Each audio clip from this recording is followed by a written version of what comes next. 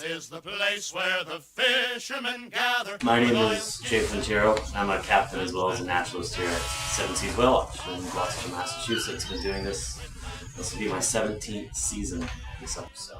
In some capacity, whether it be behind the wheel or in front of the wheelhouse, I'm up here most of the trip. I went to school at the University of Massachusetts for wildlife and fisheries biology.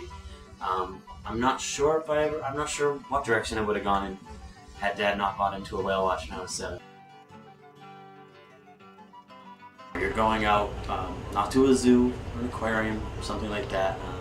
These animals are not in cages and pens, not trained to perform tricks for our amusement, even though people oftentimes think that the whales are showing off, and who knows, maybe they are at times.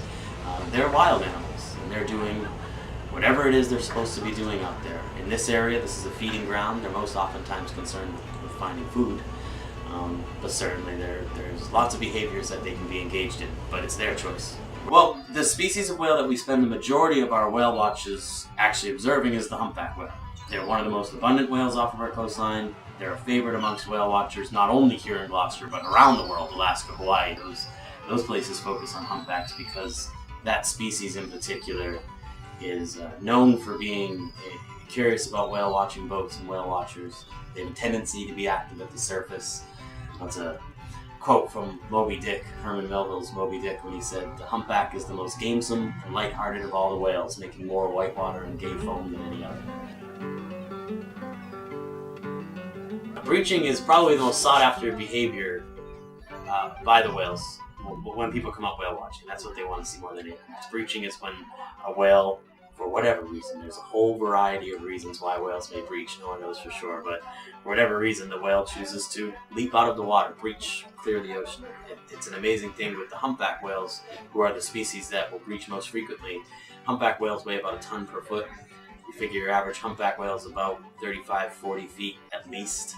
The adult females are larger than that. So you're talking about 40 tons, 80,000 pounds of whale clearing the ocean.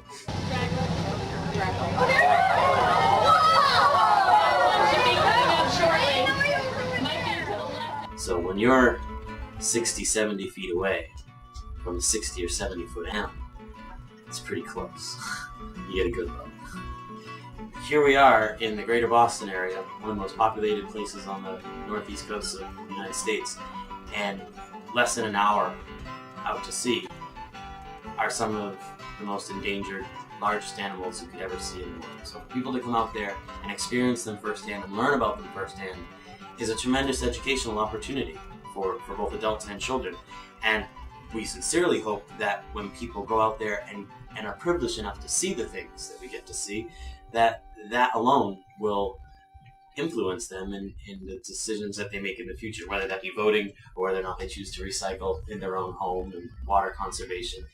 It's hard not to think about those things when you go out there and you know what you're seeing. You know you're seeing an animal that came very close to not existing anymore. It puts you in that frame of mind where you do become environmentally sensitive, and I think that's been a huge benefit that whale watches, not only our whale watch, but whale watches all over the world, have given the oceans and whale conservation in general over the years. Not only is it something fun to do with children, but it is educational also. So you can go out, you can have a great time as a family or friends and spend time together, but you'll get something out of the process. Your children will learn something, and you'll learn something. Hurry up, feeling time to go squinting. Leave your white shirts and collars behind in the town. And if you feel cranky without your silk hanky, you better steer clear of the straight jigging